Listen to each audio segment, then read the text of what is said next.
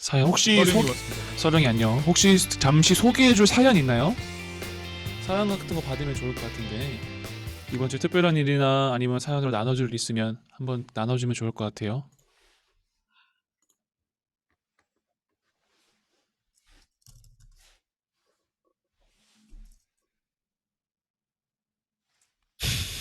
만들지 마시고 팩트만 얘기하면 좋을 것 같아요.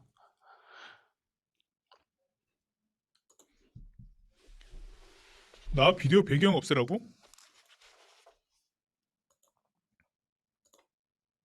띠용.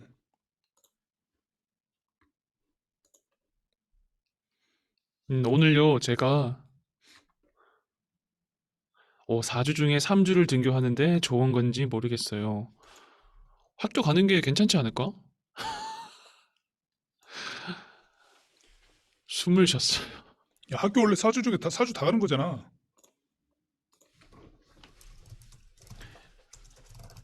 또 민상이가 숨을 쉬면서 이산화탄소를 잘 배출했다는 그런 이야기입니다. 맞아요. 학교는 진짜 원래 다 가는 건데 이제 코로나 때문에 못 가게 됐잖아요. 2주 등교, 1주 온라인이래. 음, 와, 진짜 답답하겠다.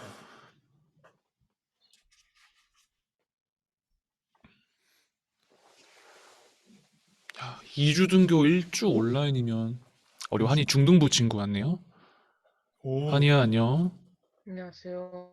오, 고맙다. 화면 고맙다. 얘들아, 화면 좀 켜봐. 자, 화면 켜주시면 좋을 것 같습니다. 좋아. 민상이 자, 저렇게 가리졌다고. 비디오 시작 요청할 겁니다. 자, 좋아요. 정말 안 되는 사람은 뭐 어쩔 수 없다마는 이게 얼굴 보면서 해야지 현장감이 있으니까.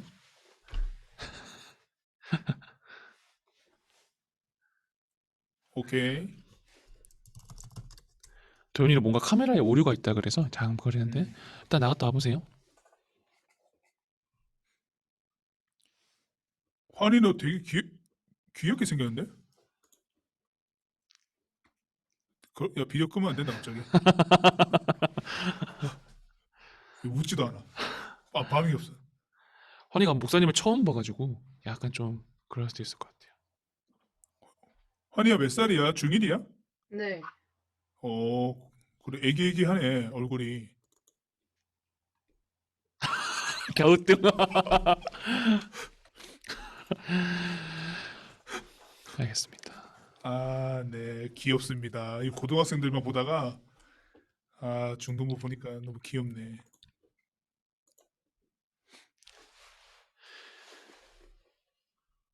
진이가 화면을 내리고 있습니다. 뭔가 한문이 많이 어. 적혀 있는데 현이 없는데? 현이가 없습니다. 이거 같이 보는 거 주작 아닌가요, 솔직히? 주작이죠. 뭔가요? 이게 카메라 앵글이 집을 다 보여주고 있어요. 예.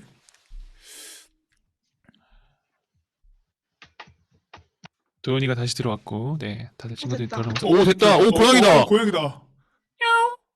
아니에요. 아니야? 아니 고양이가 맞는데 그런 소리가 아니에요. 아, 그래? 와, 너무 귀엽다. 이름 황이에요. 귀엽죠? 이름 황이라고? 네. 오, 와, 귀엽다. 성은 저 뭐야? 있는데 잡을 수가 없어요. 성이 없어요. 아, 그래? 엄마성? 이쁘다. 조사 고양이 너무 키우고 싶은데. 와, 와, 황 안녕? 데리고 오고 싶은 거? 태기 이황 누구야? 야, 유나, 너무- 너 강퇴 당할 수도 있다. 너. 경고 하나. 근데 가능하나? 유는 옐로우 하나. 태기 이황. 너무 충격인데? 5,000원짜리 나온 태기 이황을 얘기했군요. 이황은 1,000원짜리 아니에요? 이황 1,000원인가요? 5,000원은 율곡이 네, 아니에요? 1,000원이요. 잠시 헷갈렸습니다. 죄송합니다. 깔린 거 맞죠? 그런 거 좋아. 날카로웠어.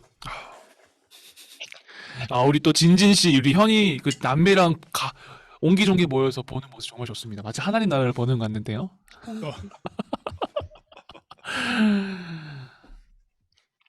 네, 혹시 사연 하나 소개시켜 해줄 분 있나요? 사연이 없으면 저희가 바로 내용을 들어갈 텐데 사연 하나 나눠주면 뭔가 우리가 시작하기 그런 사연이 전에 있긴 있어요. 특별한 사연 한번 나눠줄 수 있어요? 학원에서 수학학원이 목요일이었는데 수학학원이 목요일이었는데 그게 그 목요일날 원래 5시부터 10시까지인데 네. 7시 반쯤에 저녁 시간이 있어요. 네. 근데 그때 경원주 그때 막 터져가지고 뭐가 1학년이다 경원 중에서 코로나 확진자가 1학년이다 그거 어. 얘기 나와서 7시 반에 셔틀 안 타고 그냥 각자 집 갔어요. 걸어갔어요. 바로 네. 바로 갔다고. 그럼 수업이 10시까지 안 하고 중간에 간 거네요. 네. 엄마야. 그래서 가다가 교회 봤는데 불이 다 켜져 있더라고요. 네. 몇 시? 그러네요. 맞아요. 교회는 그때까지 아마 켜질 수도 있죠. 민상이는 바로 운이 좋은 거야. 수업을 안 했다는 거에 자체에 운이 아니요, 집 가서 좋았다라고. 줌으로 수업했어요. 집 가서 줌을 했구나. 더 안 좋은 거네. 너무 무서웠어요. 맞아요. 코로나 조심해야죠. 그런 거지. 끝. 끝이래요. 알겠습니다. 좋습니다. 우리 박수 한번 줄게요. 좋은 사연 감사합니다. 또 우리 친구들 민상 이건 너무 억지다. 집으로 가는 시간 동안 수업 안 했잖아 이런.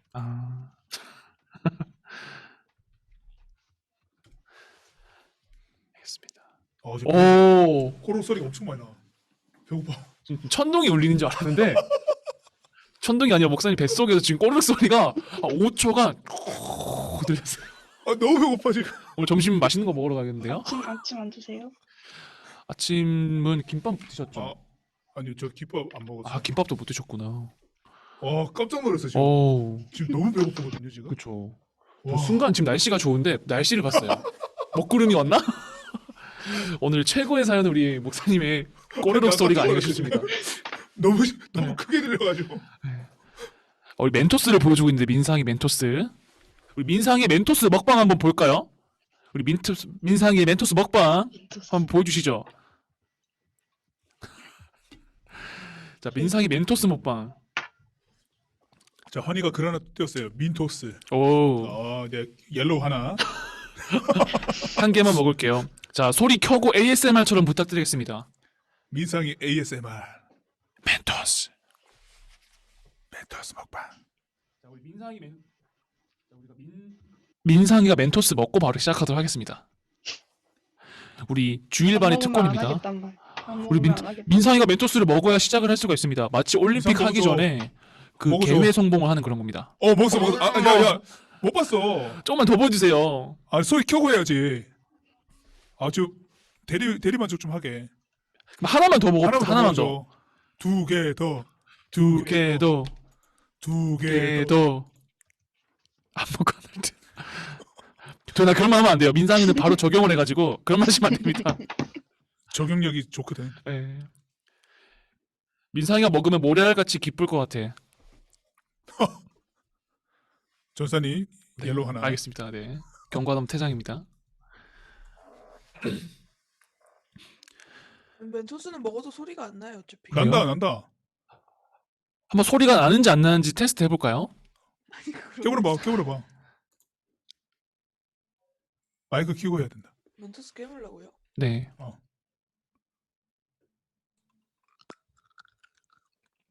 오. 자, 우리 먹방 민상이 박수 한번 줄게요. 민상아. 먹고 싶다. 다음에는 저희도 먹을 거 하나씩 뭐 과자 같은 거 해놓고 해야겠어요. 모래알만큼 맛있네요. 야, 찐맛이지, 찐맛. 그게 바로 찐맛이지. 알겠습니다. 그러면 민상이가 시작했으니까 저희도 한번 시작해 보도록 하겠습니다. 오늘은 솔로몬의 타락과 분열된 통일왕국 두 가지 주제로 다룰 건데요. 9장부터 14장까지 한번 다뤄보도록 하겠습니다.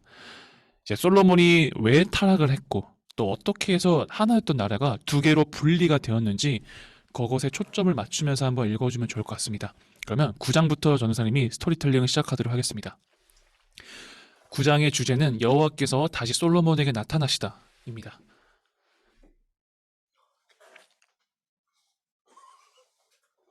하나님께서 그에게 말씀하셨다.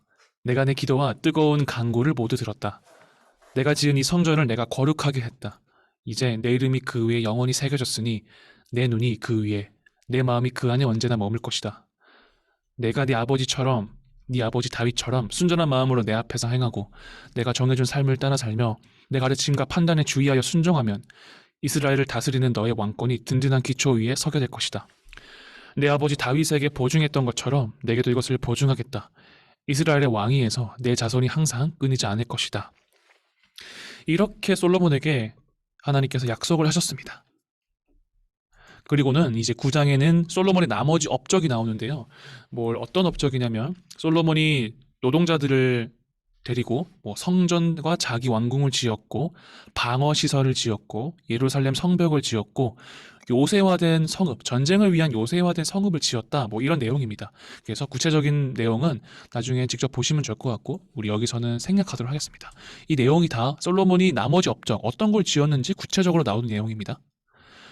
우리 10장 한번 살펴볼 텐데요. 10장이 뭐냐면 스바 여왕, 아라비아 반도의 여왕이 솔로몬을 찾아왔습니다. 그때 당시 솔로몬이 굉장히 유명했나 봐요. 지혜가 많다고도 유명하고 정말로 많은 영토를 차지했던 걸로 유명하고 그래서 이 스바 여왕이 솔로몬에게 찾아와서 솔로몬이 얼마나 지혜로운지 시험해 보려고 솔로몬에게 찾아와서 여러 가지를 물어봤습니다. 그리고 솔로몬이 하나도 막힘없이 정말로 잘 대답을 해주었어요. 그러한 답변을 들은 스바 여왕이 솔로몬에 대해서 이렇게 감탄한 내용인데 그 감탄하는 내용의 한 부분을 읽어보도록 하겠습니다. 그녀가 왕에게 말했다. 모두 사실이었군요. 왕의 업적과 지혜에 대한 명성이 내 나라에까지 들어왔는데 이제 모두 확인했습니다. 내가 직접 보지 않았으면 믿지 못했을 겁니다. 사람들의 말이 과장이 아니었군요. 왕의 지혜와 기품은 내가 상상한 것보다 훨씬 뛰어납니다. 왕 밑에서 일하는 사람들은 날마다 왕 곁에서 지혜로운 말을 직접 들으니 얼마나 복됩니까? 당신을 총애하셔서 왕으로 삼으신 하나님, 당신의 하나님을 찬양합니다. 그분이 당신을 왕으로 삼아 공의로 질서를 유지하게 하시고 소중한 백성을 보살피게 하신 것은 이스라엘을 향한 그분의 사랑에서 비롯된 것임이 분명합니다. 이렇게 솔로몬에게 감탄하는 장면입니다. 이제 11장 같은 경우는 이제 솔로몬이 여호와의 마음을 떠난 내용입니다. 솔로몬이 하나님을 잘 섬기지 못했다라는 내용이죠. 어떻게 섬기지 못했는지 11장부터 구체적으로 읽어보도록 하겠습니다. 솔로몬 왕은 여자에 집착했다. 이게 하나님을 떠난 시그널입니다. 하나님이 아니라 여자에 집착했다는 거.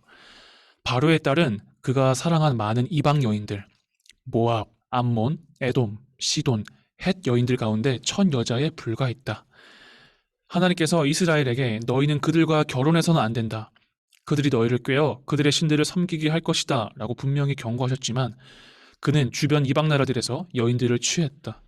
솔로몬은 자신의 마음을 빼앗은 그 여인들을 포기하지 않았다. 그는 700명의 왕비와 300명의 후궁, 모두 합해 1000명의 아내를 두었다. 과연 여인들이 그를 꾀어 하나님에게서 멀어지게 했다. 솔로몬이 늙자 아내들은 자기들의 이방신들로 그를 꾀었고 결국 그는 하나님을 저버리게 되었다. 그는 아버지 다윗과 달리 하나님께 끝까지 신실하지 못했다. 솔로몬은 시돈의 창녀 여신 아스다롯과 암몬의 혐오스러운 신 몰렉을 가까이 했다.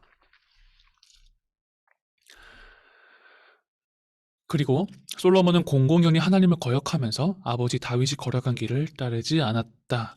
더 나아가 그는 예루살렘 동쪽 산의 모압의 혐오스러운 신 그모스라는 신과 암몬의 혐오스러운 신 몰렉을 섬기는 산당을 지었다.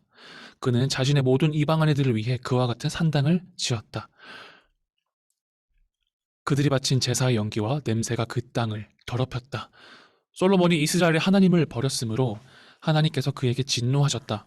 하나님께서는 2번이나 그에게 나타나셔서 다른 신들을 가까이 하지 말라고 분명히 명령하셨지만 솔로몬은 하나님의 명령에 순종하지 않았다. 이제 순종하지 않는 솔로몬에게 하나님에게 나타나 이렇게 대답하십니다. 이렇게 말씀하십니다. 네가 이런 식으로 믿음을 저버리고 내 명령대로 행할 뜻을 보이지 않으니 내가 내게서 나라를 빼앗아 다른 사람에게 넘겨줄 것이다. 다만 내 아버지 다윗을 생각해서 내 생전에는 그리하지 않겠다. 하지만 내 아들이 대가를 치를 것이니 내가 그의 손에서 나라를 빼앗을 것이다.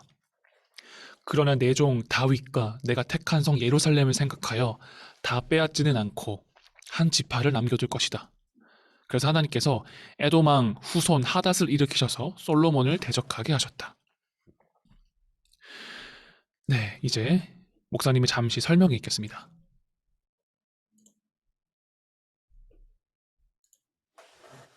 자, 여러분들, 솔로몬이 타락했습니다. 예. 자, 보시면 이 사진 기억나세요? 솔로몬 때에 이스라엘이 얼마나 강대했는지를 얘기해 드리면서 이제 이 스페인 쪽에서부터도 물자가 들어올 수 있었다. 이렇게 얘기를 드렸어요. 각 지역에서 이제 물자가 들어오고 아까 그 스바 여왕이 나왔죠. 스바 여왕. 아라비아라고 돼 있죠. 아라비아의 여왕이라고 했었잖아요. 아까 전에. 이쪽에서 이제 올라온 거죠. 이렇게. 보면은 이제 이스라엘의 각 나라의 물자들이 들어왔어요. 근데 문제가 뭐냐면은 이렇게 많은 물자들이 들어와서 이스라엘이 부강해졌지만은 이와 동시에 어떤 것이 들어왔냐면 이 지역마다 있었던 그들의 문화가 같이 들어왔습니다. 어떤 문화였냐면 이때 당시에 그 고대의 사람들의 인식은 지금처럼 뭐 종교와 과학이나 이런 이성적 판단이나 사고하는 것이 명확하게 분리가 되어 있지 않았어요. 그 인간을 인식할 때에 어떠한 신에 종속된 것으로 여겼거든요. 그래서 그 민족을 이야기하고 그 나라를 이야기할 때는 마찬가지로 그 나라가 섬기고 있는 신의 이름이 함께 들어갑니다. 그래서 어느 나라 얘기하면은 아까 전에 솔로몬 이야기할 때 뭐 암몬의 그 뭐 몰렉, 모압의 그모스 뭐 이런 식으로 그 민족이 섬기는 신 이름과 이제 연결되어서 많이 표현을 했었는데 이 물자가 들어올 때 그들이 섬기고 있었던 그때 당시 이 지역마다 있었던 그 종교적 풍습이 같이 들어왔어요. 그러다 보니까 피부색도 다르고 옷 입은 것도 다르고 문화도 다른 각양각색의 사람들이 이곳에 모여 있다 보니 사람들이 흥미롭죠. 우리만 하더라도 우리 외국 나가면 흥미롭잖아요. 재밌고 우리나라 뭐 이태원만 가더라도 재밌잖아요. 보면은 다양한 사람들을 만나는 게 여기가 그랬다는 거예요. 이스라엘은 특히나 그 선민 사상이라고 해서 하나님께서 택하신 민족이다라고 해서 주변국들과 교류하지 않았거든요. 그런데 솔로몬 때는 이렇게 교류를 하기 시작하니까 이스라엘에 많은 물자와 많은 종교적 문화들이 들어왔습니다. 그걸 보고 이제 현혹되기 시작을 한 거죠. 되게 괜찮아 보인다, 좋아 보인다라고 하는 거죠. 그러면서 이제 문화가 혼합되기 시작을 한 거예요. 그러면서 이제 솔로몬이 점점 하나님을 섬기는 데에서 떠나가기 시작을 했습니다. 제사하는 데에서 하나님께서 말씀해 주신 명확한 제사법이 있었는데 그것과 더불어서 저 민족은 저렇게 제사 지내네? 이 민족은 이렇게 제사 지내네? 이런 것들을 같이 막 접목하기 시작을 하고 시행해 보기도 하고 난리가 난 거죠. 한마디로. 굉장히 혼용되고 혼잡해지기 시작을 했었습니다. 그리고 솔로몬이 이렇게 이런 넘치는 물자들을 가지고 무엇을 했냐면은 네, 여기 여러분들 지도에 보시면은 이 초록색으로 표시된 거 보이시죠? 이 곳이 다 솔로몬이 성전과 궁정 외에 건축을 했던 곳입니다. 굉장히 많은 건축을 많이 했어요. 했네요. 네. 솔로몬이 재위한 지 그 40년이 되었었는데 20년 동안이나 성전이랑 자기 궁전이 지었고요. 나머지 시간에 동시다발적으로 여러 공사들을 진행을 했어요. 이때 당시에는 뭐 명확한 뭐 돈을 받고 일하기보다는 거의 뭐 강제 노동이라 보시면 되거든요. 이 여러 건축 활동에 다 사람들이 동원되었죠. 그러니까 본인들의 생업도 있을 건데 그런 것들도 사실 이순위로 밀리고 국가적 건축 활동이 다 그냥 불려갔던 거예요. 이게 나중에 이제 북이스라엘과 남유다가 분열하게 되는 매우 중요한 갈등 요소가 되는 건데요. 솔로몬이 이런 행동들을 했었죠. 그리고 이제 각종 각약의 물자들이 들어왔고 오늘 보면은 뭐 스바 여왕이 왔을 때도 여기 보이면 레바논 숲집 이곳에서 손님들을 아련했고 그들이 가져오는 온갖 좋은 것들 여기다 다 진열을 해놨어요. 그리고 여기도 뭐 솔로몬이 자랑하는 금방패 이런 것들도 진열을 해놨었는데 이렇게 넘치는 물자를 보면서 성전은 궁전 위치에서 얘가 더 가깝죠. 성전은 여기 있고 계속 여기 드나들 수밖에 없었겠죠. 그러면서 이제 하나님으로부터 마음이 계속 멀어지게 됐던 겁니다.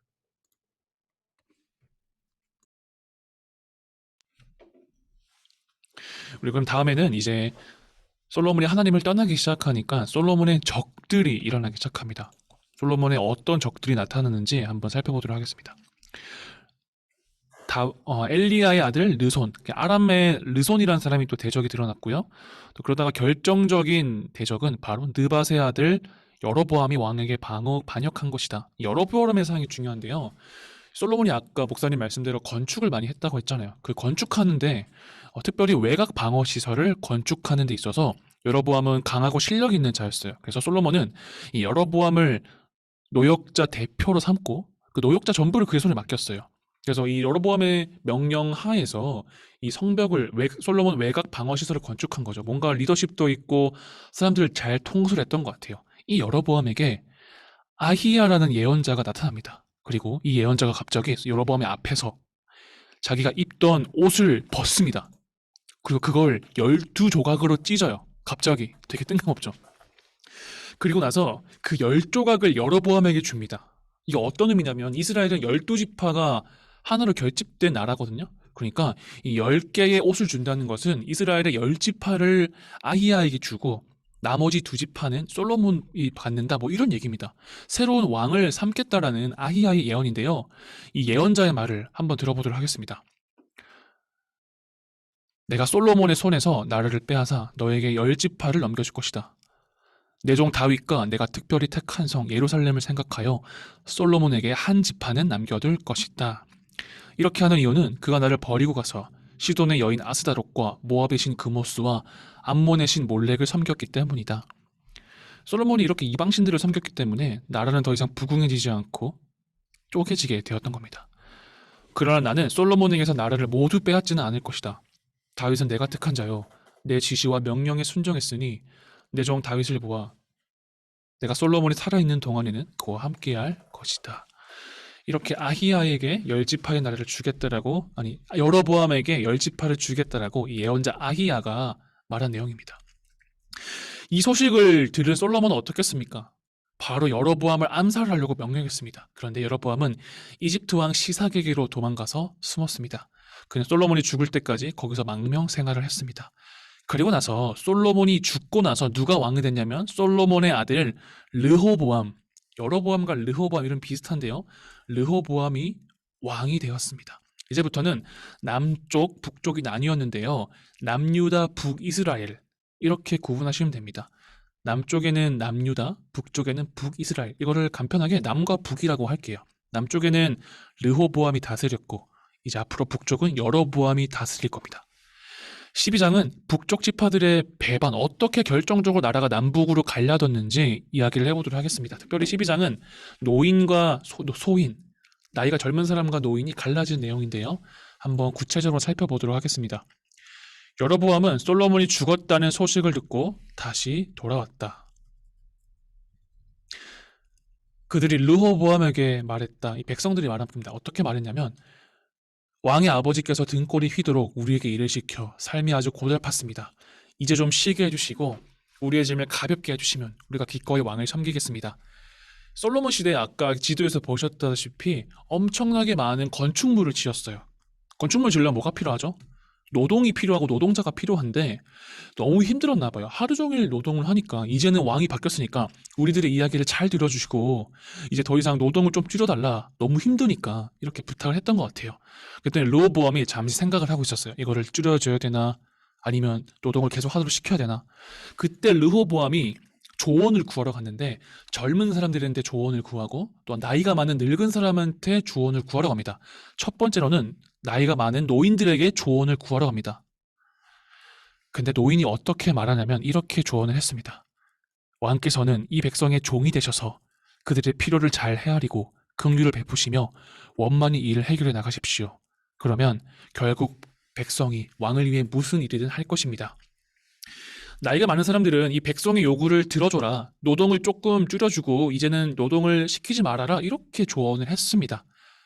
이번에는 이 르호보암 왕이 나이가 젊은 사람들에게 조언을 구하러 갑니다. 근데 어떻게 젊은 사람들이 조언을 했냐면 유명한 비유가 나옵니다. 잘 들어보시기 바래요.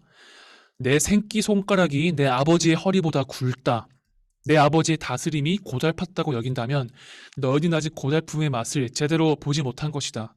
내 아버지는 너희를 채찍으로 때렸지만 나는 너희가 피투성이가 될 때까지 사슬로 칠 것이다. 이게 엄청난 말이죠. 내 새끼 손가락이 아버지의 허리보다 굵다. 이게 어떤 말이냐면 솔로몬이 했던 노역보다 몇 배 이상으로 너희들에게 노동을 시킬 것이다. 이렇게 조언을 하라고 젊은 사람들이 이야기를 했습니다. 로보암이 생각을 했죠. 누구의 조언을 듣고 백성들을 다스릴까?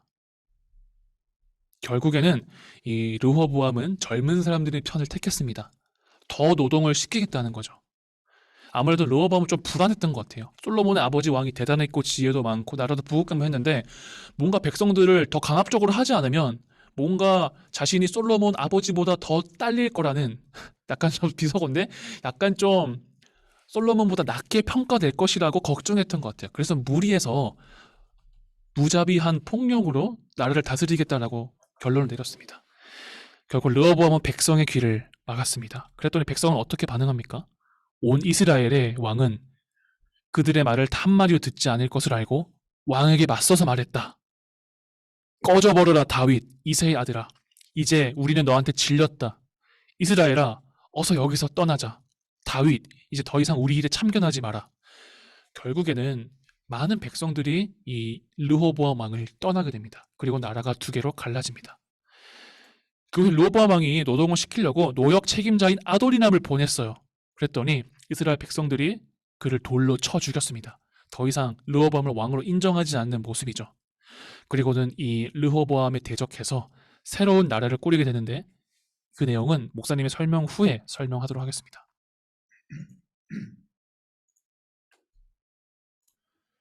자, 여러분들 그 내용에서 보면은 여러 신들이 나왔죠. 아까 전에도 질문이 있었는데 왜 이렇게 신들이 많냐? 자, 보겠습니다. 일단 지도부터 먼저 한번 살짝 보고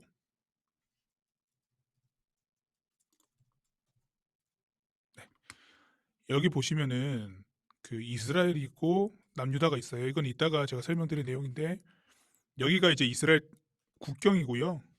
옆에 보면은 여러분 에돔, 모압, 암몬, 뭐 아랍 이런 나라들 보이죠? 더 있어요. 그러니까 지도 넘어가면 더 있는데 대표적인 지도에서 보이는 나라만 하더라도 나라이기보다 민족이라고 보시면 됩니다. 아랍 민족, 암몬 민족, 모압 민족, 에돔 민족. 이때 당시에 이 고대 근동 그러니까 중동 지역의 사람들뿐만 아니라 다른 문명도 그래요. 아까 앞서 말씀드렸던 것처럼 이제 종교성이 굉장히 고대로 갈수록 짙어집니다. 짙어지면서 자신을 인지할 때 나는 이제 저 같은 경우는 김수헌이면은 그 김수헌이라고 하는 이 한 사람으로서 자신을 생각하고 인지하기보다는 나는 어느 신에 속한 사람이다라고 하는 종속된 관계, 나는 어딘가에 속해 있다라고 하는 굉장히 의지적인 관계들, 의존적인 관계로서 본인들이 인식을 많이 했기 때문에 어떤 행동을 할 때에도 이제 신의 마음에 들어야 한다. 하여튼 이런 류의 이제 생각들이 많고 행동들이 많았다는 건데요. 지금 보면은 되게 그렇기 때문에 여러 민족에 따라서 여러 신들이 굉장히 많은 거예요. 아까 여러분들 지금 말씀 보면서 잠깐 등장했던 신의 이름들이 있었는데 뭐 그모스라는 신의 이름이 있었고 몰렉이라는 신의 이름이 있었고 그리고 아스다롯이라고 하는 신의 이름이 있었는데요. 그때 당시에 이제 그 토속 신앙들에서 토착 신앙들 뭐 이런 토착 종교 이런 거였는데 일단 몰렉을 먼저 설명드릴게요. 여러분들 여기 보시면 이게 몰렉입니다. 몰렉. 아, 몰래기. 보통 이제 반인 반수예요. 반인 반수. 반은 이제 동물이고 반은 사람 모양인데 보시면 얘 어떻게 생겼어요? 와, 얘 모자까지 썼어 지금. 인상이가 개같이 생겼다고. 얘 여기 짐승이에요, 짐승. 짐승. 네. 보통 염소 아니면 소거든요. 네, 여기에서는 얘가 돼지같이 보이기도 하는데 하여튼 그러니까 약간 좀 살 빠진 돼지 같기도 네, 한데요. 약간 근육 좀 있는 돼지 같은데 반인 반수인데요. 얘를 몰렉이라고 해서 신으로 섬겼어요. 그러니까 자기들이 자기 신을 이렇게 설정을 했어 보면. 요래 만들고 난 다음에 여러분들이 그림 보세요. 좀 잔인한 내용인데 야, 설마. 그때 암몬 족속의 제사장이라고 여겨지는 사람이 아기를 바치고 있는 장면을 보이죠? 바친다고요? 네. 아. 불로 태우고 있습니다. 자, 여러분들 이게 굉장히 그때 당시 되게 잔인했던 그 종교 중에 하나인데 몰렉을 섬기는 이게 암몬 족속은요. 유아를 바쳤어요. 불에 태웠습니다. 아. 인신 제사를 드렸어요. 뭐 전쟁을 치르기 전이나 국가적인 되게 큰 일을 치르기 전에는 이 몰렉이라고 하는 신에 아기를 바쳤습니다. 굉장히 잔인하죠. 이런 것이 솔로몬 왕 때 이스라엘에 들어왔었다라고 하는 거고, 그리고 그모스도 이와 비슷한 모습입니다. 그모스라고 하는 그 신도. 그리고 여러분들 한 가지 정말 주목해 봐야 될 게 뭐냐면 이겁니다. 바알이라고 하는 신이거든요. 바알. 그리고 옆에가 이제 아세라 혹은 아스다롯이라고 얘기하기도 하는 아세라인데, 이게 그때 당시에 중동 지역을 주름잡고 있었던 대표적인 일진신, 가장 센 신이에요. 센 신, 강한 신, 글로벌 신. 얘 같은 경우는 그냥 암몬에만 해당되는 신인데, 얘는 그때 당시에 아주 글로벌한 신입니다. 되게 다양한 그 민족들이 섬기는 신이었는데, 여기는 이제 흑백이라서 잘 안 보이는데 이게 그 채소입니다. 채소. 몽둥이 같은 거 들고 있는 채소 같은 것이고, 예, 아세라도 뭔가 채소 같은 걸 붙잡고 있어요. 두 개다가 농경신이에요. 농경신. 농사에 풍요를 주는 신으로 유명합니다. 이 바알이라고 하는 이 신, 이 아세라와 바알이라고 하는 신을 유독 이스라엘 사람들이 많이 섬겼어요.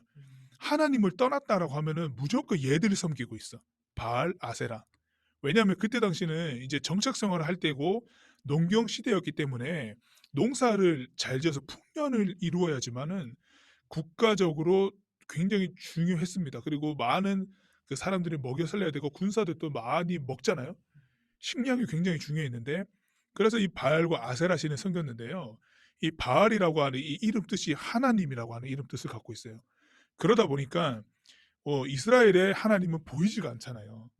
그러다 보니 이스라엘 생활 면에서 하나님이 계신 것일까 안 계신 것일까라고 하는 의문이 드는 모든 상황이 도래하면은 무조건 눈에 보이는 바알한테 갔던 거예요.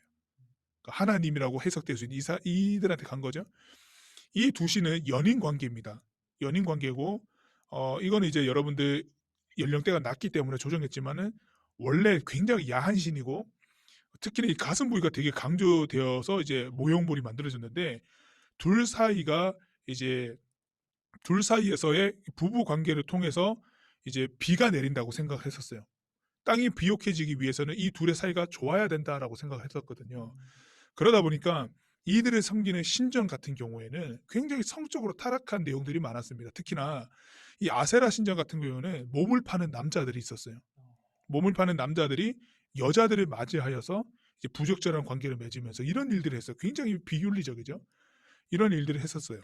그리고 이 바알이라고 하는 이런 모습도 있었는데, 바알이라고 불리는 또 다른 모습이 하나 있었는데, 성경에 진짜 매우 많이 등장하는 금송아지.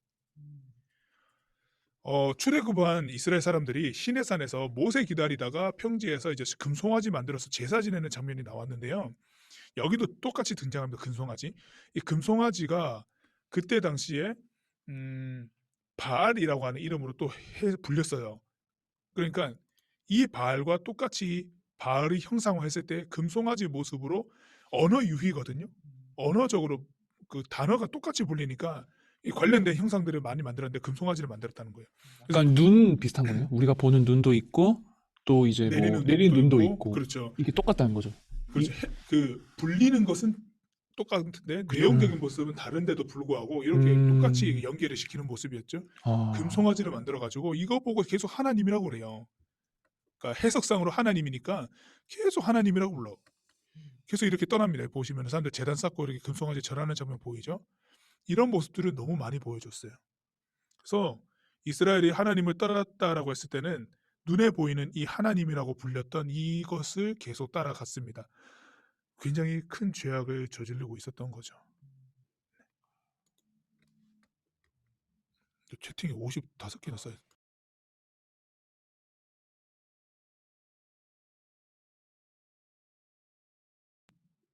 이제 이스라엘이 이제 이방신들을 섬겼기 때문에, 특히 솔로몬이 그렇기 때문에 남북으로 갈라지는 비극을 맞이하게 됐습니다. 이제는 남북으로 갈라진 다음에 이스라엘 북쪽의 왕 여로보암이 탄생하는 이야기입니다. 여로보암이 돌아왔다는 말이 나돌자 백성이 모여 그를 불러 온 이스라엘의 왕으로 삼았다.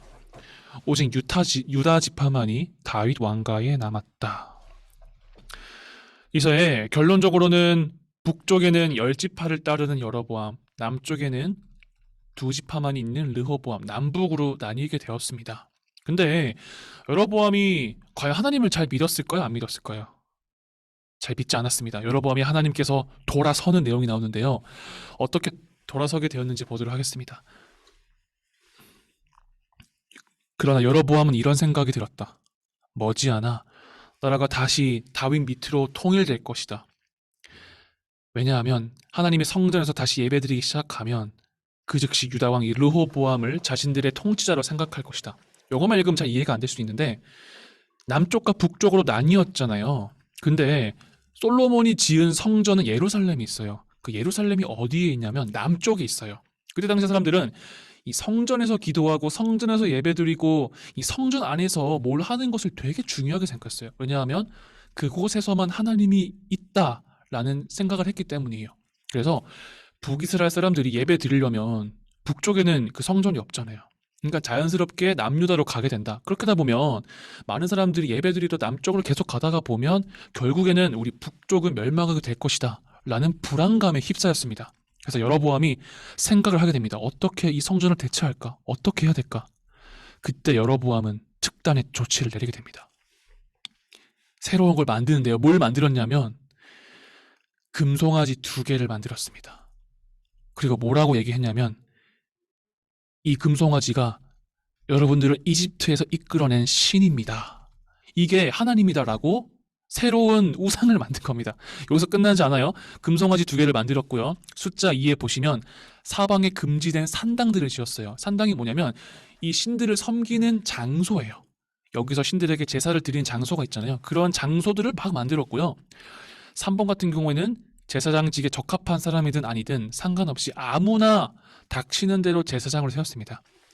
이스라엘 시대에 레위인이라고 들어보셨을 겁니다. 레위인은 하나님을 섬기기 위해서 수십 년간 자기 인생 전부를 훈련받은 사람인데 그렇게 아무나 제사를 드리는 사람들이 아니었어요. 근데 여로보암 같은 경우는 아무나 제사장으로 세웠습니다. 이게 3번째 잘못이고 또 마지막으로는 유다의 절기를 대신한 거룩한 신년 절기, 그러니까 새로운 종교의 새로운 날을 만든 거예요.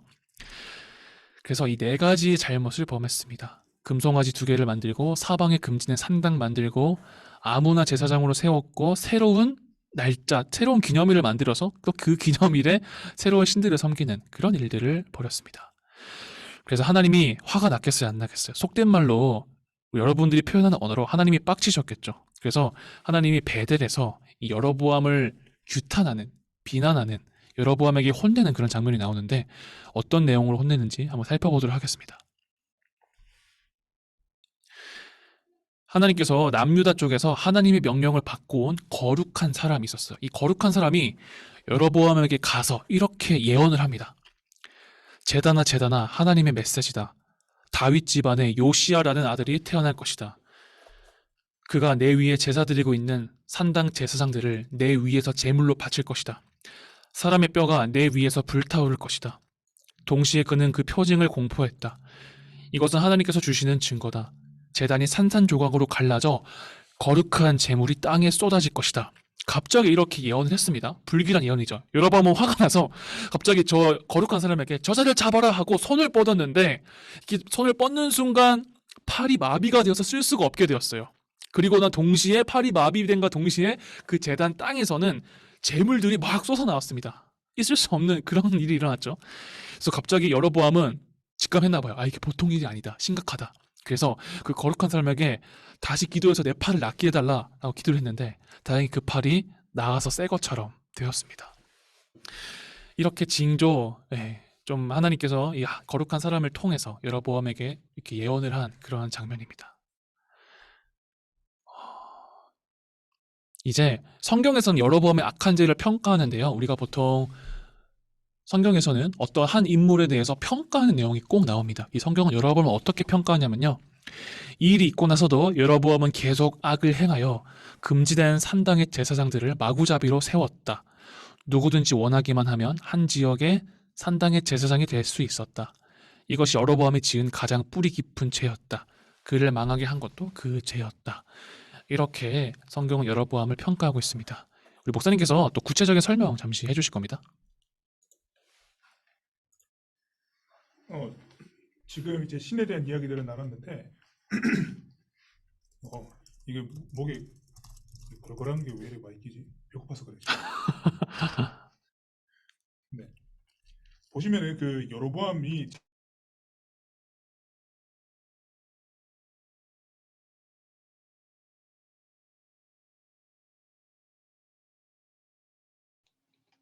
음소거 돼 있어서 안 들려요. 그냥 다 sorry. 물어봤어. 음. 어. 여기 보라색이 콩사람들 저만 이런 거 남유다고. 아니죠? 고마워 알려줘서 고마워.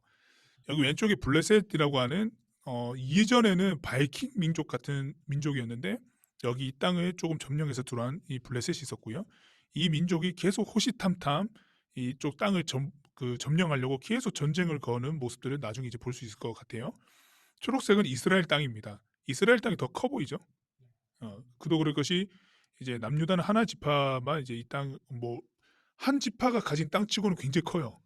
근데 이제 남유다와 북이스라엘로 비교를 해봤을 때는 크기 차이가 제법 조금 나는데 이렇게 나뉘어졌고요. 이 북이스라엘의 초대 왕이 그 르호보암 그 솔로몬 때부터 노동을 책임지고 있었던 여로보암이었던 거고 남유다는 솔로몬의 아들인 르호보암이 이제 왕으로 되어 있습니다.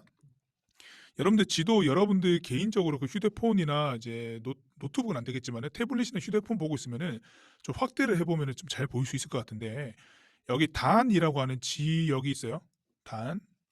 그리고 여기에 보면은 베델이라고 하는 지역이 있거든요.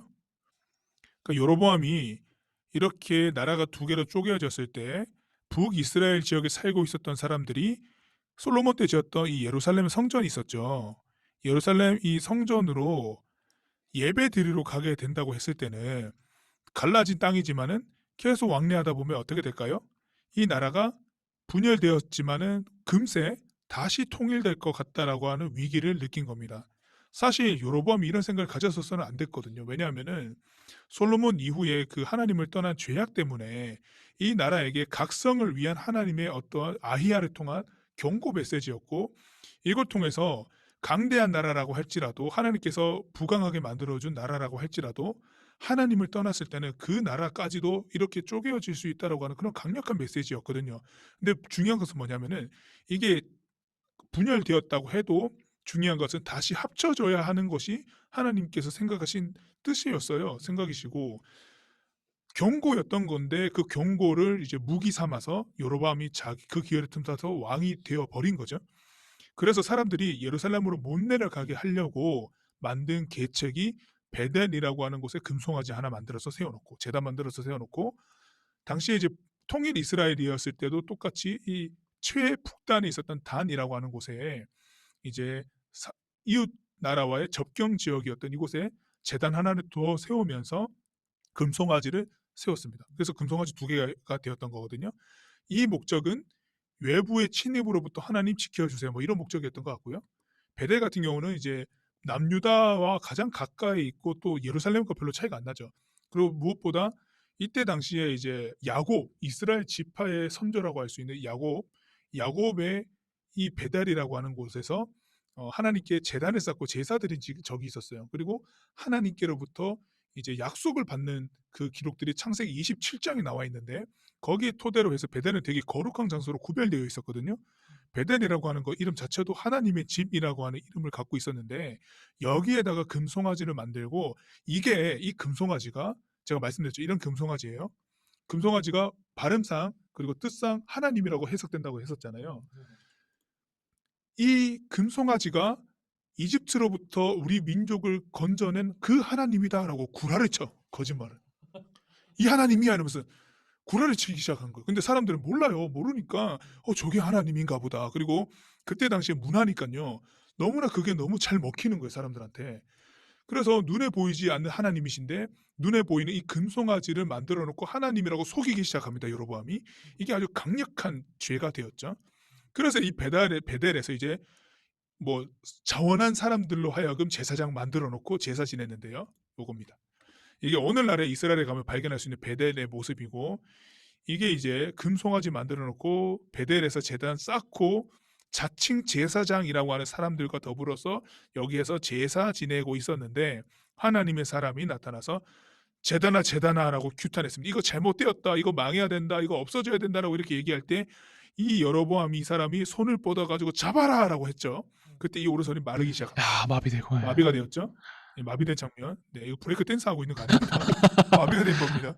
예, 망치 그 가디언즈 오브 갤럭시의 그 그루트 팔처럼 나무가 돼가지고 말랐어요. 이렇게 돼 있으니까 좀 도와주세요. 지금 다급한 표정이 여러분 보이십니까? 도와주세요. 기도해 주세요. 그래서 거룩한 사람이 기도해 주니까 이 팔이 낫는 장면이 있었는데 이렇게 하나님께서 보이지 않으니까 이 하나님을 마치 보이는 하나님인 양 금송아지를 만들어서 사람들로 하여금 하나님을 떠나게 만들었다고 하는 아주 큰 죄가 있었고, 그리고 하나님께서 레위인을 원래 거룩하게 구별하셨어요. 하나님의 제사하는 일에만 몰두하도록 레위인을 교육시키고 따로 구별하셨는데, 얘는 그 레위인들 다 집에 돌려보내버리고 자기에게 오는 사람들, 자원하는 사람들을 제사장으로 세워가지고 하나님의 제사법 자체도 완전 다르게 만들어버린 사람들이에요. 여러분들 여기서 한 가지 알 수 있는 게, 워낙 다양한 신이 있고 제사법이 있다 보니까 하나님께서는 보이지 않는 하나님을 어떻게 예배할 것인가에 대해서 명확한 규례를 출애굽기에 말씀해 주셨거든요. 하나님을 예배하려거든 이런 우상이 아니고 하나님께서 말씀해 주신 정확한 예배법을 따라서 누구를 통해, 제사장을 통해서 예배하라고 말씀해 주셨는데도 불구하고 완전 다른 하나님을 예배하도록 만들었다는 거예요. 그래서 이 여로보암의 죄가요, 이제부터 계속 나오는데, 여로보암이 죽거든요. 사람이기 때문에. 죽어도 후대 사람이 하나님을 떠나는 일을 하게 되면은 무조건 나오는 게, 이 왕이 여로보암의 죄에서 떠나지 않았다라고 이런 이제 문구가 생기기 시작해. 속담처럼 아주 극악무도한 일을 저질렀다는 거죠. 예, 여기까지.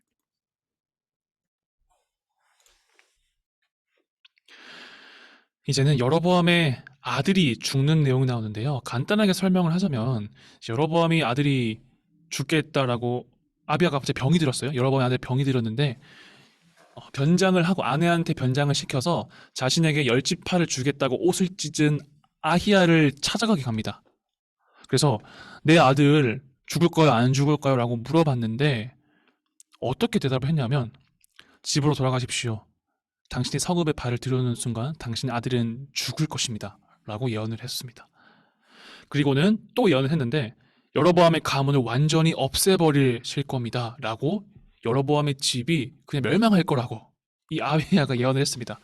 진짜로 이 와이프가, 여로보암의 아내가 집에 들어가자마자 아들이 죽었습니다. 네. 그래서 여로보암이 결국에도 망할 거라는 예언도 받았고 아들도 죽은 그런 내용입니다. 이제 유다 왕 르호보암의 왕의 이야기를 살펴볼 텐데요. 앞으로는 어떻게 이야기가 전개되냐면, 북이스라엘 왕 조금 몇 장, 그리고 유다 몇 장. 그러니까 남쪽 북쪽의 왕들의 이야기가 번갈아 가면서 이야기가 나옵니다. 그 구조라는 걸 한번 참고해 주세요. 이제 드랍도 비트 같았어요. 남북 이렇게 드랍도 비예요. 남쪽 이야기 나오고 북쪽 이야기 나오고 그 다음에 남쪽, 요 구조 이해되시죠? 네. 그런 구조라는 것만 알아두세요. 이제 마지막입니다. 끝났어요 거의. 유다의 왕 르호보암의 이야기인데, 이 왕은 잘 섬겼을까요 안 섬겼을까요? 한번 보도록 하겠습니다. 17년 동안 다스렸고요. 저 숫자 보이시죠? 죄악인데요. 아세라의 음란한 종교 산당을 짓고, 아까 바알의 아내라 그랬죠. 참 많이도 섬겼어요. 아세라의 음란한 종교 산당 짓고, 나무 밑이나 눈 닿는 곳마다 신성하게 여기는 돌을 세웠고, 신전의 남창들까지 두었습니다. 그래서 하나님이 너무 화가 나셔서 이집트 왕 시삭이 예루살렘을 쳐들어오게 했어요. 그리고 그 시삭이 예루살렘에 있는 많은 금방패, 많은 왕궁의 보물을 약탈해가는 그런 벌을 받았습니다. 네, 여기 보면 남창 나오죠? 네, 아세라. 맞아요. 그리고 이제는 비하인드 스토리인데요. 르호보암, 여기 유다 왕 르호보암에 대한 비하인드 스토리가 역대기에 들어가 있습니다. 왕의 이야기는 열왕기, 지금 보고 있는 우리 열왕기를 보고 있고 역대기도 보고 있는데, 열왕기에 있는 게 역대기에 있을 수 있고 또 역대기에 없는 게 열왕기에 있을 수 있어요. 그래서 이번에는 열왕기에 없는 내용인데 역대기에 있어가지고 한번 참고해봤습니다. 어떤 비하인드 스토리 한 가지, 두 가지가 있는데요. 첫 번째는요, 이스라엘 전역에서 레위인들이 르호보암에게 왔어요. 왜 왔겠습니까? 여로보암이 자기 마음대로 제사장들을 세웠으니까 북쪽에 있는 제사장들이 할 일이 없는 거예요. 하나님을 섬기질 못해. 자꾸 금송아지 섬기니까. 그래서 그들이 너무 답답해서 남쪽으로 내려왔습니다. 그리고 뭐라고 말했냐면, 하나님의 제사장직을 박탈하고 제사장을 따로 세워 여러 예배 처소에서 그가 만든 순념소와 송아지 우상을 섬기게 했기 때문이다. 그래서 그 사람들은, 이 제사장들은 남쪽에 와서 그래도 하나님을 잘 섬겼다, 이런 내용이고요. 12장 같은 경우에는 아까 르호보암이 딱 봐도 하나님을 잘 섬기지 못했잖아요. 하나님의 길을 버렸다라고 여기서 나와 있고, 대신 시삭이라는 이집트 왕이 쳐들어와서 남유다 르호보암을 벌하는 내용까지 아까 열왕기에서 봤었습니다. 그런데 르호보암이 좀 특별한 게 뭐가 있냐면 회개했어요. 네, 회개했습니다.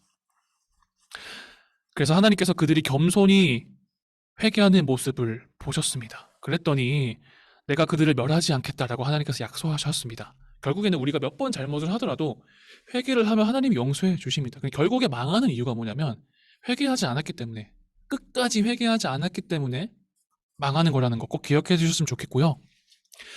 그래서 시삭이 쳐들어왔지만 시삭을 통해 나의 진노를 드러내지 않을 것이다. 완전히 멸망시키지는 않고 대신에 이 유다가 남쪽 유다가 시삭의 신하로 만들 것이다.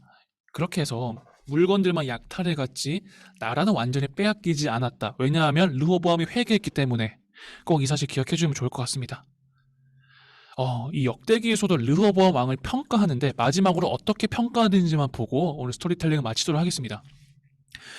그러나 르호보암에 대한 최종 평가는 그가 악한 왕이라는 것이었다. 그에게 하나님은 중요하지 않았다. 하나님께 관심이 없었을 뿐 아니라 그분을 마음으로 찾지도 않았다. 결국 마지막에 르호보암의 평가는 회개는 하였지만 악한 왕이라고 성경에서는 평가하고 있습니다. 우리 마지막으로 설명 듣고 마치도록 하겠습니다. 빨리 설명해야 되겠다. 애들 배고파하는 것 같아.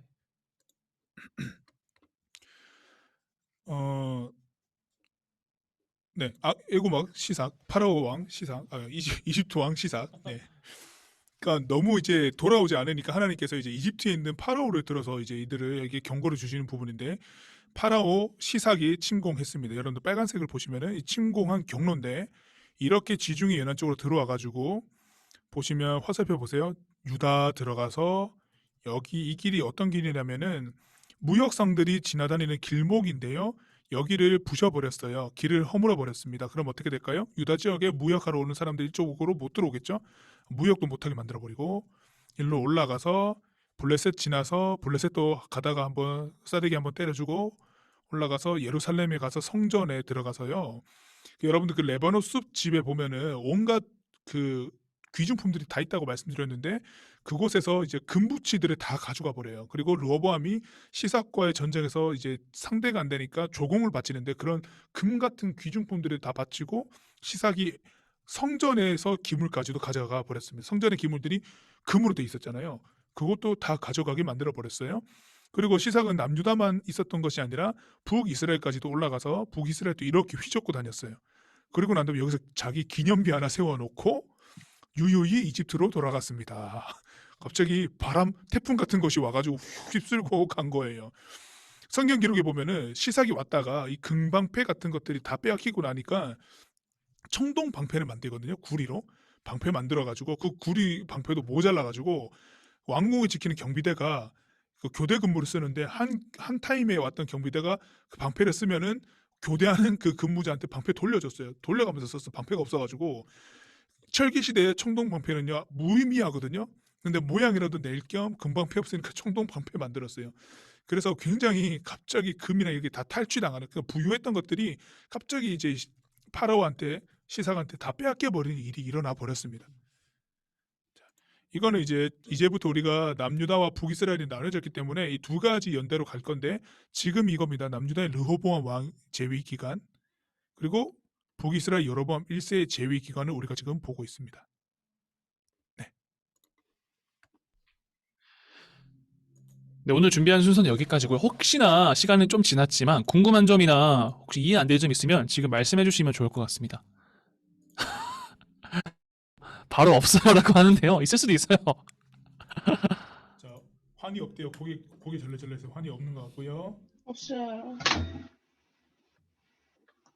네. 질문 했고요. 우리 다음 주 이 시간에도 우리 어? 보도록 왜 하겠습니다. 질문 있는 것 같은데? 그래요? 아니에요. 질문 아니, 아니군요. 안 끝나나요라고 했습니다. 이제 끝나요. 이제 끝납시다. 네, 너무 수고했고요. 다음 주 주일 이 시간에도 우리 더 메시지 꼭 참여해 주세요. 여러분 식사 맛있게 하세요. 안녕. 밥